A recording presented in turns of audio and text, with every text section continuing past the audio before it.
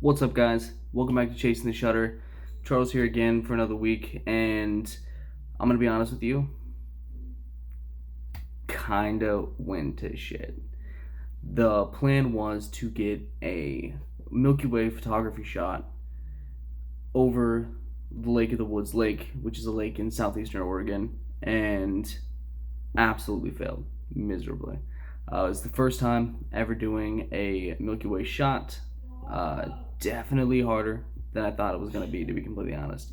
Uh, kind of only got horrible black skies. I mean, I got a couple of good star shots, but they were just star clusters. There was no color, there was no nothing. And so definitely I'm going to have to go back, try it again. But it kind of brought up a good point to me, which was sometimes the shot that you intend to get is not the shot that you end up loving.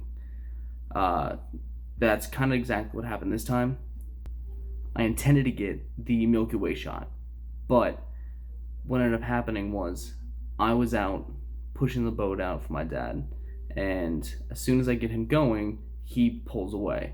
And what happened was the wake of the boat ended up pushing the water up farther onto the beach, and it covered this, like, maybe it was firewood at some point, but it ended up covering these pieces of wood that were sitting on the beach. Now the beach of this lake is fully rock, so obviously in editing it was going to have cool blue tones, so it ended up being good. But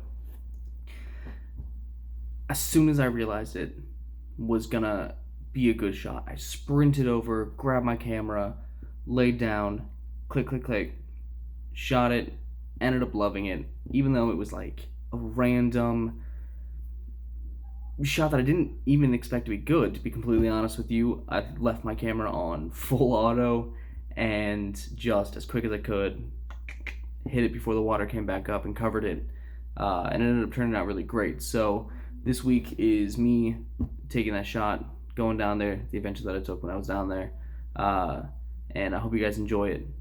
But before I unleash the B-roll and the rest of the video, and at the end of the video, I will be showing you the shot on screen this time. Honestly, didn't know how to do that in Premiere, so just figured that out. So that's cool. So that'll show up at the end. But I kind of wanted to go through what I was using. So I typically use my 7200, and it's attached to my 5D Mark II. I love this camera, love this lens. Honestly, this is probably one of the best lenses I've ever had. Unfortunately for video, it kind of sucks. It is not stabilized. So if you want to shoot something video-wise, if you have a non-stabilized 70-200, I definitely recommend using some kind of glide or some kind of Ronin or something that can smooth out the shot, because in hand it's too heavy, you will shake like crazy, and none of the video will come out good. But it kind of goes to show that even if you don't have a ton of money and you're using something like a T3, T5, T7, something like that, and you see all these people have like 1DX Mark IIs and EOS Rs and all these new cameras that are wild and crazy and way too expensive for you yet. If you have a local camera shop, go in, see if they have consignment stuff. So here in Portland, we have a place called Pro Photo Supply, and it's fantastic. It's like Candyland for a photographer. And I ended up getting this lens for about $500, and I got this camera for like $450, which is wild, because even though this is an older version of the 5Ds, it works great. Like, it's wonderful, like a perfect camera. And the only thing on it was there was a couple of scratches on the back plate here, and you can see the discoloration, but when you actually look at a shot, there's none. Like, you don't see any of the discoloration, any of that. So as soon as you snap and it shows the display of the photo that you just took, crystal clear.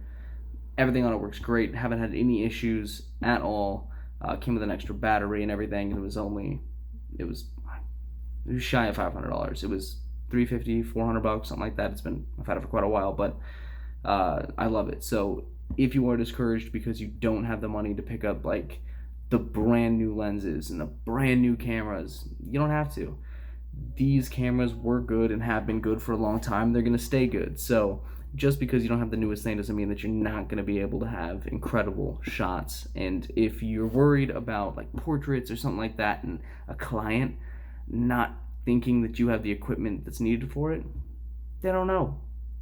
They're not photographers. They're businessmen. They're people, if you're doing senior portraits, do you really think that 17-year-old's idea of a camera is the back of their iPhone? So if you have something like a T3 or a T5, it's still going to be good. Like, you're still going to be able to get good photos if you know what you're doing and you practice. So don't be discouraged if you don't have the equipment offhand. Just keep working. You can afford it one day. I can afford it one day. I always buy consignment stuff because I don't like paying full price for it. To be completely honest, I think $7,000 for a camera right now, that's just not feasible. So hopefully in the future I can, grab some stuff like that. But for now, this thing is incredible and it has treated me very well. And I definitely recommend, if you have a local camera shop, just checking out what they got. Especially if it's mom and pop, you might be able to barter your way down to a lower price. But with all that said, enjoy today's show. Have a good one.